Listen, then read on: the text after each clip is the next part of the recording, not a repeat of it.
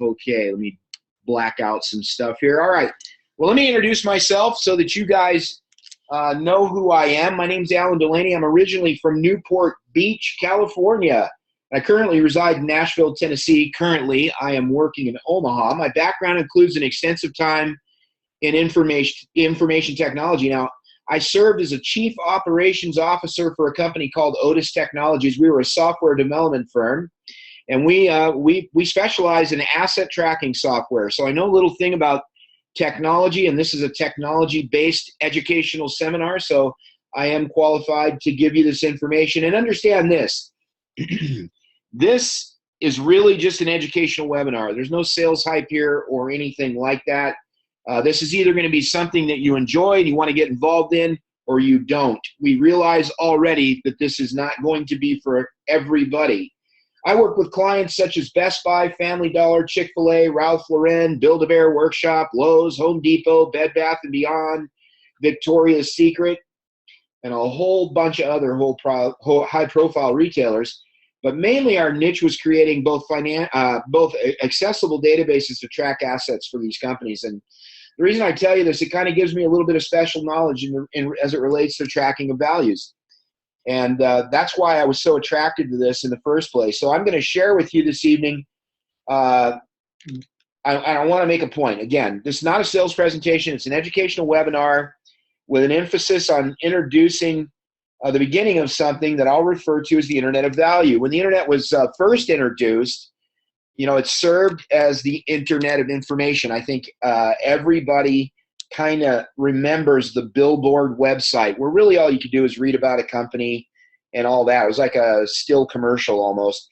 Then as the technology matured, so did the possibilities of new and exciting ways to use the technology, and the transformation was made to the Internet of Things. What we're talking about there, you're starting to see signs of cars that drive themselves. I mean, some crazy stuff going on right now, all made possible by a networked world, otherwise known as the Internet. Various smart machines use the technology to, you know, perform system checks, self-maintenance routines, and so on.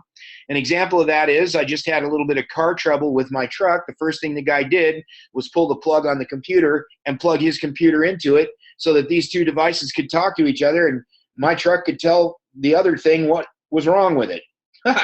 Crazy, right?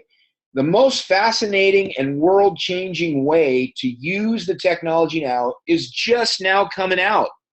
You know, new ideas take time, and this emerging idea is, I'm going to refer to it as the Internet of Value.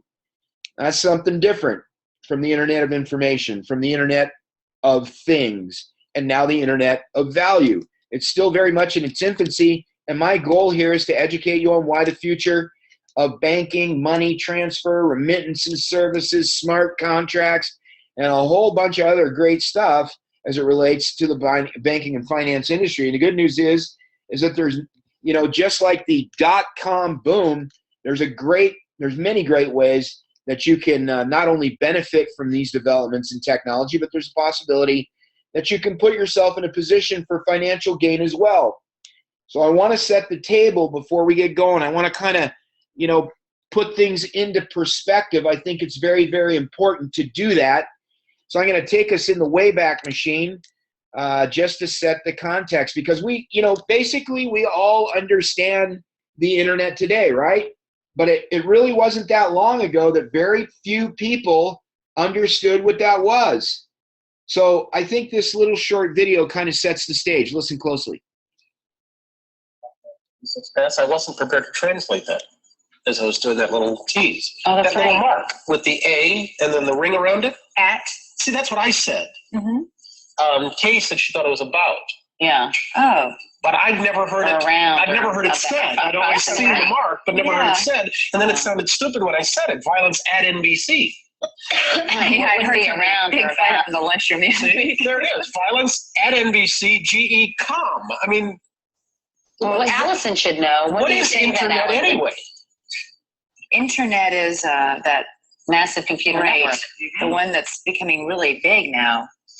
What do you mean? That's big? How does one? What do you write to it like mail? No, a lot of people use it and communicate. I guess they can communicate with NBC writers and producers. Allison, can you explain what internet is? How about that? Now, we're not going to put these three together in the Mensa Society, that's for sure. But the truth of the matter is that the Today Show aired in 1994, and they had absolutely no clue what it was. Pretty amazing where the level of understanding was for most of us just a few short years ago. Now, basically, everyone on this webinar, I think I can say without fear of contradiction, uses the internet every single day. And if you don't, you're using it right now, because that's how we're delivering this content. The internet has become ubiquitous in our lives. It's a part of everyday living. And look, guys, it hasn't been around that long. That's how fast this phenomena took over. Here's a guy in 1995 that was published in Newsweek magazine. His name was Clifford Stoll. So not but this guy's a computer scientist. And you can tell from that really cool high-tech gear he has in the background there. But that's what it looked like in 1995. How far have we come, right? Okay. Basically, he published an article, and it was called Why the Internet Would Fail. So one of the things he said in the article, Mr. Stoll cited that things could never, ever be sold on the internet because it was missing a key component. That was salespeople, right? So all we need to do is just ask Jeff Bezos of Amazon if missing salespeople have really affected his sales. The truth is, this guy really thought that, and that's where our level of understanding on what this technology would bring to us. But, of course, he was wrong. And we need to think for just a moment of how many of those kinds of ideas there have been. I mean, how many new technologies have influenced your life that just didn't exist, even just a few years ago? I think you'd find that there are many, many, many of those. So let's talk about a couple of those. All right, on August 6, 1991, a guy named Tim Berners-Lee out of the UK invented what you now know, what a lot of us call the internet, but it's actually the World Wide Web. You see, the web runs on top of the internet as an application. This is an important concept. The World Wide Web is a protocol. It's an application, hypertext transfer protocol. He said, the web, as I envisaged it, one of these days I'm going to get that right, we have not seen it yet. The future is so much bigger than the past. And I think that from the time that the internet was just a billboard where you could read something to what we're doing on it today, like banking and just all kinds of critical applications, he was right. The future was so much bigger than the past, and it continues to be that way today. How about July 5th, 1994? He takes Tim Berners-Lee idea, did Bezos, and he built Amazon, which today is worth just absolutely tons of money. I think they have a larger market cap than Walmart. They're worth $246.7 billion, and to be exact, that's about $16 billion more than Walmart. So I think last year was the first year that Cyber Monday actually outsold Black Friday. Pretty crazy. How about Google? These two boys, Larry Page and Sergey Brin, they started a search engine with a new type of algorithm, another important word to remember, running in the Stanford University lab. The actual website was called Backrub. It had become so popular that the bandwidth of the university couldn't support it anymore, and Google was born. Now, Google is one of these things that is pervasive in our lives. We use it every day. In fact, we use it so much, I can't even imagine Yahoo is really still around. I mean, there are other search engines, but no one ever says, Yahoo it, right? What do they say? They don't say search it. They say Google it. How about Facebook? February 4th, 2004, Mark Zuckerberg comes up with a great idea at Harvard University. Started out small. Today, it's ridiculous, all right? I think there's some, I don't even know the number, so I'm not going to say, but the truth of the matter is that if Facebook were a nation, it would be the third largest nation in the world. And we can't talk about disruptions. We can't talk about all that kind of stuff, all these kinds of various technologies that have changed the way we do things without talking about Steve Jobs.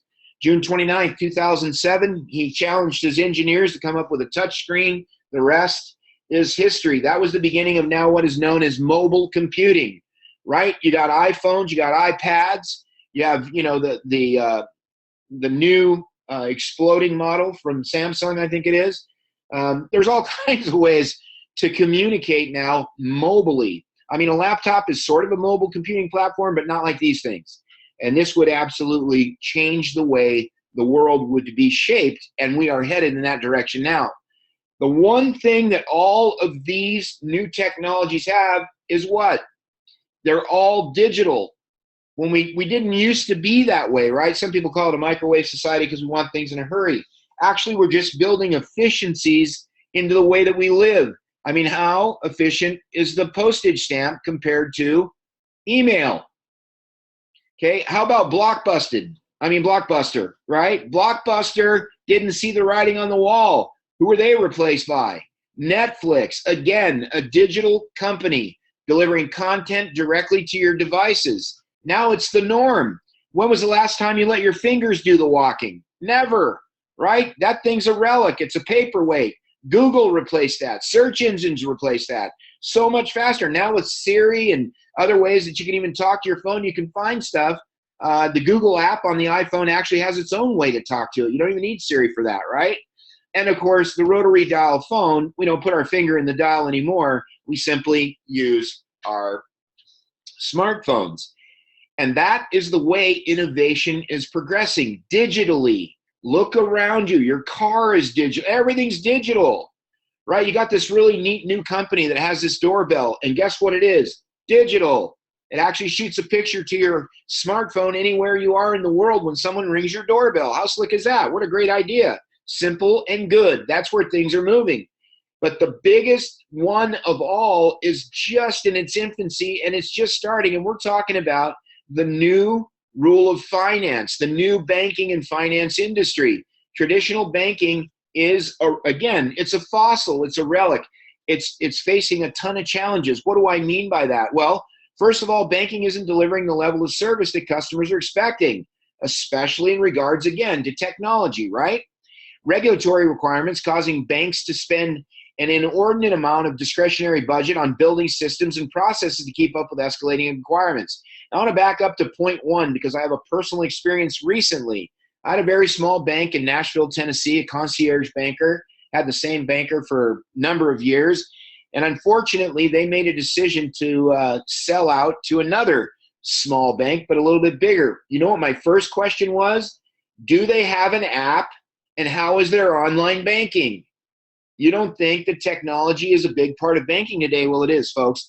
All right, customer dissatisfaction with abusive fees. We all know that. All right, are they going to charge me a fee to use my ATM? Do they charge me a fee if I don't maintain a special balance? People are sick of this stuff, right? They're totally sick of this stuff. But the main reason, the number one reason, is the increasing competition from smaller financial technology companies, otherwise known as fintech. You'll hear that buzzword, all right? Fintech companies. Fintechs are disrupting the way traditional banking has been done. You've heard the term bank in your pocket. There's all kinds of different things. How about Ally Bank? ALLY, no branches, all done over the internet. And they're a huge company. All right, this creates a big challenge for the traditional bricks and mortar bank because it's like stopping the Titanic. They can't turn that quickly. And here's someone who knows, all right? This is Catherine Besant. She's a chief operations officer, technology officer for Bank of America. Now, she doesn't know exactly what the new financial world looks like. She just knows that if she doesn't move towards it, they're going to be left in the dust. Listen to this. How infant are you on blockchain? Well, blockchain's very intriguing, and for us it's a balance between not wanting to be Neanderthal, but not wanting to put something out in a commercial application where the commercial application is still very unclear.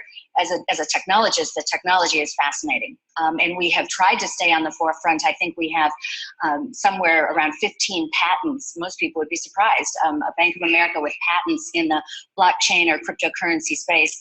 Very important in the intellectual property world to reserve our spot even before we know what the commercial application might be. So very intrigued technologically, but what's the commercial application? Some blockchain developers are skeptical. They say actually big business don't understand what we're doing. They don't understand the practical applications. And as you say, you're kind of getting in there early. You've got your hands on it, even if you don't understand actually what you have your hands on. Well, the first definition of a Neanderthal is denial, right? So the whole idea would be not to start from that perspective. So how about that? They don't really even know what they're going to use it for. They just know that they need to be involved. Look, they're not the only ones. You got Goldman Sachs, Barclays, UBS, the list goes on, Bank of England, Citigroup, Fidelity Investments, and so on and so forth. Everybody sees this technology as the next mover and where they need to be because of its ability to be transparent, because of its ability to reduce fees, because of its ability to eliminate inefficiencies in an already inefficient system. So you got to ask your question, why is there so much interest in this new technology? Well, the reason is the unbanked in the world is one of the biggest reasons. There's over 2.3 billion people without banking services in the world. What? Look, you know somebody, I guarantee you know somebody who can't get a bank account. They either can't get a bank account because they don't qualify, maybe they don't make enough money, or all kinds of other reasons. The Global Findex database says this: lack of enough money to use an account. What did I just say? Distance to financial institutions. That seems weird to us, but not to someone who lives in, well, Nigeria or perhaps Kenya. All right. It's not always easy to get from one place to the other. Prohibitive costs. We just talked about fees. Lack of trust in the banking system and governments and central authorities that devaluate the dollars, all right, or the currency in any given country. Funny story about, I don't know, 3-4 weeks ago, a good friend of mine, a guy that goes by the nickname Fort Knox, all right, you know who you are if you're out there, all right. This guy holds up $1 trillion note from some foreign country at a meeting that I was in. It was hilarious. $1 trillion note. Crazy. I think it was worth like 130 US dollars. It's worthless, basically. All right. So the reason that you should pay attention, the reason that you should care is not because the Winklevoss twins are here on this page, but it's what they noticed. These guys own about 1% of all cryptocurrency known as Bitcoin. And this was their quote: "It's the smartest people in the room that are most excited about this." So what are they seeing? Folks, this is cause and effect, right? You want to get what someone has, do what someone does. It's a simple law, all right? This isn't even a rule. It's a law, okay? Every time you light a firecracker and close your hand, you blow your hand off. Cause and effect. Do what successful people do. Get what successful people have. How about this guy, Sir Richard Branson, founder of the Virgin Group? Feels strange to think of a world without cash. No more notes or coins to find down the back of a sofa. But it appears that that's the way things are heading. You know, Richard Branson signed the Rolling Stones, I believe it was, to Virgin Records back when he was a fledgling, you know, sort of getting his businesses just started. No one would take a chance on the band. They were too rebellious. Doesn't hurt to have a little vision, does it? How about Ben Bernanke? This is a guy who knows a thing or two about deflating dollars, right? Former Federal Reserve Chairman. He knows about inefficiencies. He knows about money. Virtual currencies may hold long-term promise, particularly if the innovations promote a faster, more secure, and more efficient payment system. We're going to show you how that works. And of course, you cannot talk about brilliant minds without talking about Bill Gates, founder of Microsoft, right? In the future, financial transactions will be digital. That is a specific statement, folks. That's not a maybe, might be. Okay, they'll be digital, they'll be universal, this is important, and they'll be almost free. That's why merchants are so excited about this new technology, because they pay a ton of transaction fees. What about this? Whole countries are going to a cashless society, right? Sweden down to just 3% of the national economy. Kenya has 19 million subscribers to a technology called M-Pesa, which, by the way, Mark Zuckerberg, founder of Facebook, is trying to purchase right now. All right, pay attention to the clues. Pay attention to the clues. It's important. All right, Canada hasn't printed any money, no more coins or paper currency since 2013. These are big time clues. So what in the world are you talking about, Alan? What's a blockchain? Is that like a cinder block with a chain wrapped around it? What is cryptocurrency? These are great questions, and you could spend hours and hours and hours reading and learning and watching things about it. So we're not going to attempt to answer this question, in a few short sentences here tonight. Just know, you just heard Catherine Besant talk about it. She's the chief technology officer of one of the largest banks in the world. Clue. All right. The Winklevoss twins, stating that the smartest people in the room are the most excited about this technology. Clue. All right. We're here to bring you some of these clues, right? So to do that, we're going to talk a little bit about the evolution of money. It all started out with precious metals, right? At least as far back as we want to go. I know the Romans used salt, and we can go back to the beginning of whatever. But the truth of the matter is, this is about where we need to start, precious metals. From there, we went to paper money because it was easier to carry around. Didn't need a big sack, didn't need to weigh it every single time you used it. We used tokens called coins to represent some monetary amount. Then we moved on to the digital world. Most people don't even think of this as digital money, but it is, and I'm going to prove it to you right now, all right? The last time you got a brand spanking new credit card with a $10,000 limit on it, you did not receive money. What you received was credit, a ledger, an electronic entry somewhere in the world in a database that said you were credit worthy for 10 grand. When you went and spent money, you did not transact in paper or coin. You did not give anybody any money. Yet, you walked out with their goods. But what happened behind the scene was a bunch of ledgers got adjusted digitally, didn't they? Then your bill came in the mail. You did not run down to the credit card company to pay the bill with paper and coin, did you? No, you either wrote a paper check, known as a promissory note, which is nothing more than directing your bank to send more ones and digital zeros over to the credit card company, or you went into online banking and did it yourself, didn't you? Yes. And did the company really receive money that owns a credit card? No. We've been digital for a long time. From there, it went to PayPal, Pop Money, Rocket Pays, Venmo. Even Facebook Messenger now has an option for linking your bank account to your Messenger, and you can send up to $2,000 a day, in transactions for guess what? How much in fees? Zero, folks. Zero. From there, we went on to Samsung Pay, Google Wallet, Apple Pay. Now look, I got to make a point here, and it'll be relevant later on down the road. 25 years ago, if I would have said to you, you would have this device that looked mysteriously like something that Spock used to talk to get beamed up, and you'd be able to talk to it. Listen, Siri, pay my friend, all right? Or whatever. And that this technology, you'd look at me cross-eyed and go, this boy is, a few bricks short of a pile, right? This is here.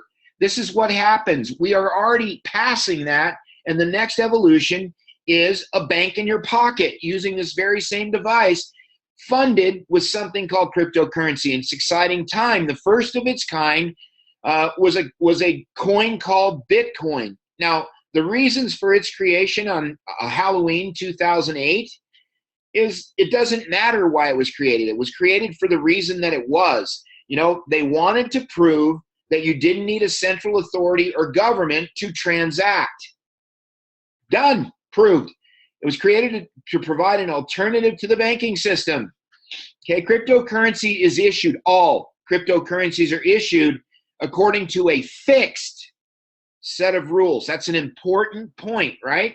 A fixed set of rules. Why is that important? Because is our money, our current currency, the US dollar or any other fiat currency, is it fixed? I don't know. Let's think about 2008. Thing called a bailout.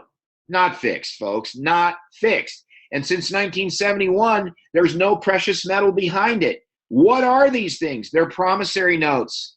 They're legal tender by way of law. They're a dollar because society says it's a dollar. It's just a piece of paper that has a serial number on it. What do you think cryptocurrency is? It's a serial number without the paper.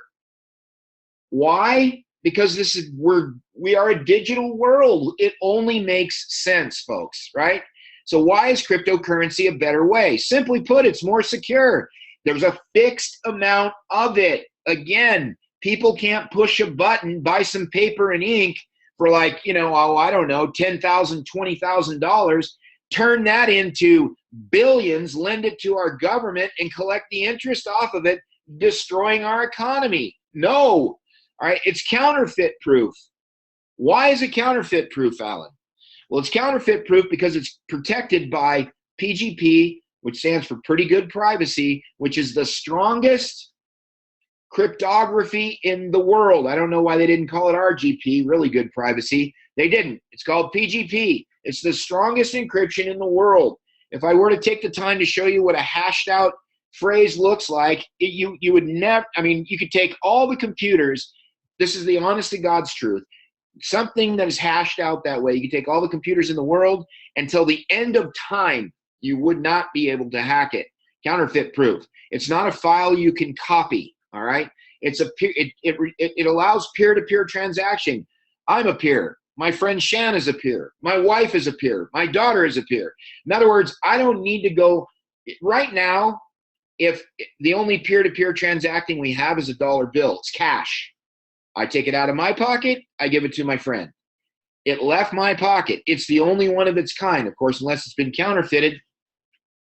That's what peer-to-peer transacting is. I don't need to go through that bank or central authority to have a transaction, and the fees are negligible, so that's super important. So how is it created? It's mine. People have called it digital gold. What is mine? What does that mean? All right? I'm not going to go into the big details of this. I could spend 3 hours on this alone, but I'm not going to do it. Just understand it's a special type of computer that solves special mathematical problems in a fixed set of rules. And when it does this successfully, it gets a reward. It's like throw the dog a bone. All right, that reward is cryptocurrency. Now, there are many types of blockchains out there, and they all have different rates of creation. Right now, I'm proud to say that the company that we're sharing with you here tonight, this idea and their cryptocurrency is one of the fastest in the world, generating over 50,000 of these serial numbers every 60 seconds. That's 72 million a day. All right, they have currently 120 billion serial numbers. Those are fixed. There'll never be 120 billion and one. Okay? The reason that one person can't mine it all is because of something called the difficulty factor. It gets harder and harder and harder to find this stuff. That's by design. Okay? The designers of cryptocurrency built in an organic scarcity, just like gold. Look, if we could walk out into our front yards and pick up gold nuggets, would they be worth anything? No, they wouldn't be. Just like your blades of grass aren't worth anything much. All right? That's the reality of it. The mining factor goes up, the difficulty factor goes up, I should say. Okay, and it gets harder to find this currency. When it gets harder to find this currency, it gains in value for most part. Okay, in 2009, the originator, the Bitcoin, was valued at just 10 cents. Actually, when it first got started, it was only worth like $0.25, a quarter of a penny. All right, but more and more people started to mine this Bitcoin, all right, which we're going to talk about in a little bit. And by 2013, these little things for 10 cents had rose all the way up to $1,242.03 at its peak. Crazy, crazy, crazy climb. And it's still one of the most talked about rises in the financial and fintech industry. And here's a guy who took action. This guy is a former military guy. His name is Kenneth. He spent time over in Afghanistan. He spent time in Chile. And you know what he noticed? It was very hard to get money from one place to another. So he purchased Bitcoins because why? They can be transferred from a smartphone to a dumb phone, like a Nokia Flip. You don't need any paper. You don't have to go through a bank. This is a revolutionary idea, guys. People have laughed at revolutionary ideas. We're going to talk about that in a minute. So he purchased his first round of Bitcoins for 20 cents a piece, spent $1,000. He traded those in after that rise for about $2.58 a pop, 20 cents to $2.58. He profited at $1.29 million. Now, he didn't stop there. This guy founded a trading exchange for Bitcoin and other cryptocurrencies called TradeHill. It became the second largest Bitcoin exchange in the world, headquartered in Panama. Okay, founded 20 Mission. That is a think tank for cryptocurrency enthusiasts and blockchain enthusiasts. This guy really took advantage. But here's the problem. For as many stories like that as there are tons of other stories about people whose minds are like closed parachutes. They fall directly from the plane and hit the ground and bounce, right? Your mind is like a parachute. All right, for this to work for you, you have to have a little bit of an entrepreneurial spirit. You have to be willing to take the risk to lose or win. All right. I mean, you don't want to go to someblog.com or Google, the greatest search tool in the world, but the lousiest research tool. Look, research requires a lot of effort. It requires looking up documents. Reading a blog, okay, is an opinion editorial. Everybody's got an opinion. They're just like you-know-whats. Everybody's got one. They're the National Enquirer of the internet. Blogs are financially incentivized to print what sells. You've heard the phrase, if it bleeds, it leads. Bad news is the best news for a blogger. So they always share bad news. Look, don't distrust your friend that might have invited you to this information and trust some guy you don't even know. I can put a blog up in 15 minutes and write whatever I wanted to write about anybody I wanted to write. Doesn't make it necessarily true, does it? No, it doesn't. Please don't get stuck in that mindset. All right, so who are the top players in this idea? This is a little bit of an antiquated slide, I admit. All right, but you can see 10 of them right here.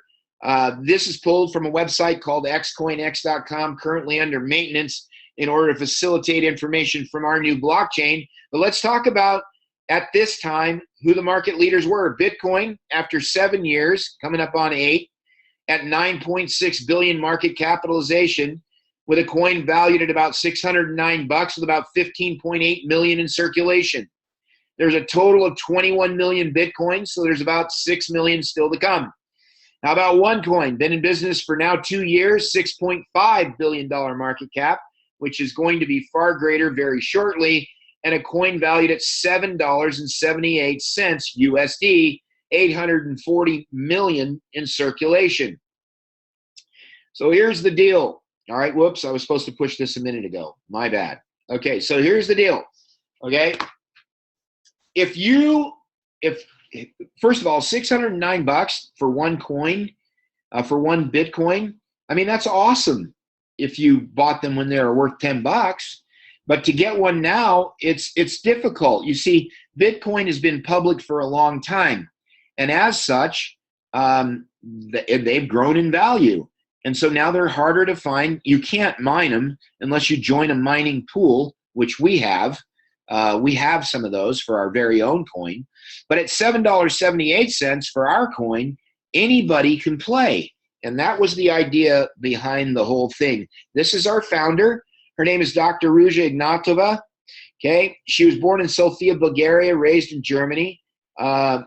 She is a member. She is a member of the Mensa Society, right? She's married to a German attorney. She obtained her law degree from Oxford University, master's degree in economics from Constance University. I've been told she did those at the same time. That's pretty insane. She has a PhD in law, University of Oxford and Constance, wrote a thesis on corporate litigation within the European Union. She's a former associate partner with McKinsey & Company. That's a giant consulting firm. Folks, I encourage anybody to go on Google, because I don't know the web address personally, and look up McKinsey Consulting or McKinsey & Company. Go to their website, and in their search box, type Dr. Ruja Ignatova. You will find her picture there, and you will find some of the papers and projects that she consulted on. That's the real deal. Now we're doing some research. All right, former CEO and CFO of one of the biggest asset management funds in Bulgaria. She managed over 250 million euro assets. The lady knows what she's doing. She spoke at The Economist, something called the Countdown to Stability and Growth. It was the 4th European Summit. The Economist magazine. You know that magazine. It's a legit magazine. This was in 2015 in Sofia, Bulgaria. She was a keynote speaker there. She spoke, look, you cannot speak to people like this. You don't have people that are on the same platform as you are and in the crowd taking notes like Carl Bildt, former Prime Minister of Sweden, Magdalena Kuneva, Deputy Prime Minister for European Policies Coordination and Institutional Affairs for an entire country, Nikos Kabanopoulos. This guy works for Visa. He's the general manager for Greece, Cyprus, Bulgaria, and Eastern Europe. And this other cat down there who's the economic advisor to the president of Croatia. Look, these are heavy hitters in the finance world. They're listening to our founder about the future of payments, the future of remittances, and why cryptocurrency is doing what it's doing. She was on the cover of Forbes Brand Voice magazine. All right, this is not Forbes magazine. Let me make this crystal clear. This is an advertisement. All right, you still got to pay $250,000 to $300,000 to get in the daggone thing, and you still have to go through an unbelievable background check and meticulous vetting process before they'll put you on the cover. In other words, you have to be legit, right? And why would we do that? Well, because it's got a great audience. People read this thing. It adds to the credibility of the person, the company, and their products, and the results are tremendous. All right, but most recently, and something we're very proud of, is that she was on the cover of something called Financial IT Magazine. FinancialIT.net is where you can go purchase your own copy of this magazine. All right, what is Financial IT? Well, you know, it's not Better Homes and Gardens, I'll tell you that. You're not going to find it all over the place, but it is a cutting-edge financial technology magazine with a specialty in covering the latest trends in payments and cash management. It's subscribed to by over 2,000 banks and financial institutions, and the interview on Dr. Ignatova was performed by its publisher, Chris Principe. Now, there's a backstory here, but I'm not going to spend a whole lot of time on it. Let's just say that Chris Principe wasn't fully convinced, like a lot of people in the beginning, that we or our founder were legitimate. But after he literally sat down and spoke with her, this is what he had to say. OneCoin is leading the charge of acquiring the masses into the cryptocurrency shift across the globe. They're doing an amazing job at taking what is normally the complicated idea of cryptocurrency and making it ultra simple and easy to understand so anyone can get involved and profit from it. And that was from the publisher of this magazine. So we're super excited about that. Major universities see the future. Duke, University of Maryland, MIT, NYU, Princeton, Stanford, the list goes on, are offering courses in blockchain technology, in cryptocurrency, about its effects on the future, our youth, our economy. How is it going to work? How is it going to affect us? What industries is it going to change? And look, they charge anywhere from $13,000 to $18,000 per course. Well, education is our product as well. We have a website called oneacademy.eu. You can go there tonight, take a look at our various packages. It's available in 231 different countries with 1.7 million students, 20 languages, 1,800 minutes of video, and 18 individual trainings. A great website with a lot of information that you need to know. Okay, so here's what's included when you purchase an educational package. You get a back office. That's a picture of the dashboard there. You also get account management so you can keep track of what's going on. News and updates about the industry of banking, finance, cryptocurrency, blockchain, and so on. You get an exchange where you can put your education to use, buying, selling, trading. And you get educational tracking because with every one of our courses, there's a certification test, and you can get a nice certificate when upon completion. So that's awesome. The coin value continues to rise upward, and this is really, guys, this is exactly what's happened to the coin, although I must disclaim it by saying this. There's no price guarantee here. There's none implied. This is for illustration purposes only, okay? There aren't any guarantees in life except two things. You guys know what those are. All right, so here's the reality. Well, maybe three things, but I'm not going to get political on this particular webinar. All right, my wife and I were fortunate enough to be involved now for just over a year. It was about $1.78 when we got involved. Okay, it's now, like I told you earlier, it's $7.78 USD. That's the value of the coin. Now, let's be clear about something, okay? There is nowhere I can spend these coins just yet. Well, there's a couple places, but nothing that's easy for me to get to. But that's okay, because for the first 19 months of Bitcoin, there was no place to spend it either. All right, we are very much in a trailblazing, pioneering phase here. Again, that's not for everybody. If it were everybody, it would be, Warren Buffett. or Donald Trump or anybody else who is willing to take a risk for success. I realize that's not for everybody. You know, we need people that aren't like that. If everybody was like that, it'd be a strange society. But I am telling you, that's what's happened to the coin. This is our most popular package, and the time to act is now. There's a couple of different reasons. Get with a person that invited you to this information to find out some, but we've got an unbelievable promotion going on right now, something called the Super Split, and they'll be able to explain that to you. So, you know, nobody ever won anything by procrastinating. So if you look at this idea and you think, wow, that's something I'd like to be a part of, then do it. Don't think about it. But if you look at it and you need to think about it, take all the time you need. Again, we realize it's not for everybody. Okay, this contains 5 levels of our One Academy educational modules and 81,818 promotional free tokens. All right, understand this. All right, this is an educational package that you're purchasing. It comes with free promotional tokens, 81,818 of them, that after some splitting and patience can turn into more. And you are not buying cryptocurrency here. You're not investing your money here. You are buying an educational package. You are becoming a miner, all right, in order to get this coin into circulation. Once the merchants start to accept this currency, it will gain in value, and that's where you stand your chance to perhaps benefit financially from that.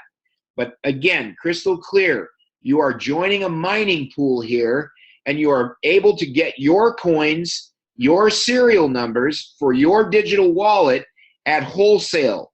That opportunity will be gone in approximately 18 months, so don't wait. All right, this includes our exclusive auto mining feature, meaning that you set it and forget it. It happens all automatically for you. That's the part where Chris Principe was saying, hey, they've made it simple. All right, and it provides an optimized trading experience for you. All right, now one of my good friends, we'll just call him Mr. G, brought back some information from a recent event in Bangkok, Thailand, and I just absolutely love it. And it was actually called All Truth Passes Through 3 Stages. When I heard this, this is a new slide for me, so I'm going to spend a minute on it, all right? It just blew my mind because it was revolutionary in my mind, okay? Gandhi used this phrase, and I've kind of gone off of his. There's another guy, too, that calls it All Truth Passes Through 3 Stages. But here's the truth. First, it's ridiculed. What do I mean? Here's what I mean. People say things like, oh, that'll never work. Oh, my gosh, this idea is garbage. Or have you lost your mind? Look, we've all heard it. Okay, our friends love to beat us up when we're trying to get outside the comfort zone. When we step just outside the box, they're like, oh no, come back to the box. I need you in here. So great truths are ridiculed at first. Second, it gets violently opposed. Oh my gosh, this might have some traction, right? So I need to oppose it because I need to stay in my little thinking box, right? This thing's a scam. This is a Ponzi scheme. We've all heard it. You can read it anywhere on the internet about any number of things. You can definitely read it about our company. I'm not afraid to say it out loud. Look, just because Google says so doesn't make it true, right? That's like telling me that everything you see on CNN is a fact. No, not true. Third, now it's accepted as being self-evident. What does that mean? That means it's axiomatic. That means it doesn't have to be explained anymore. That means that it's unquestionable because it's a reality. That's what that means. There are many things that started out that went through these first three stages of truth. All right, ridiculed, violently opposed. Okay, a great story that my friend Mr. G told me was this. There was a guy out there, right? And this guy came up with this idea in his garage. Now, this idea that he had in his garage, he decided to take it to manufacturing. So he pressed out 10,000 of these units. And then he went to a company and he tried to sell these 10,000 units. And the company told him he was out of his mind. It would never work. Are you crazy? Who would want to put a computer on their desk? This guy was Steve Jobs and that company was Apple. Ridiculed, violently opposed, and let me tell you, there isn't anything more self-evident. So, Alan, what is the fourth stage? Simple. You win. Your idea becomes ubiquitous. Apple, the Wright brothers. You want to talk about guys that got ridiculed? We're going to fly. Oh, yeah. Yeah, you are. Okay? Or the light bulb. You win, guys. It's the people with courage, the people with values, the people that are willing to take a risk that win. That's why some of you people on this phone call are going, man, it's always the other guy that has the good luck. No, the other guy believed in something and went for it. He may have believed in 10 things and went for him. And the first 9 took him down, but he had the courage to continue on. That's what it takes here. So if that's not for you, I totally understand. You know, my friend said to me this. My wife and I have a substantial amount of money that we have purchased educational packages with. Why? Because we wanted more promotional tokens. Simple. And my friend said this, man, what if that doesn't work? What if that doesn't work? I said, what if it does? I don't want to be the only one of my friends that didn't take advantage of it when it worked. That would be me laying right there in the middle of that airplane taking that risk. I hope you'll join us. I hope you'll become a winner too. Our vision is simple. We want to provide financial services for everyone in the world, not just the established nations, but to those, third world countries that are impoverished, the underdeveloped nations of the world where what you and I take for granted is financial services or the norm being charged ridiculous rates exist. Look, that is not all over the world. We're doing that through 3 different websites, onecoin.eu, onelife.eu, and oneacademy.eu. Again, folks, I want to take this moment to say thank you for your time. I hope this has been educational for you. I hope you learned something here. If you have a question, I'm going to hang on for just a few minutes.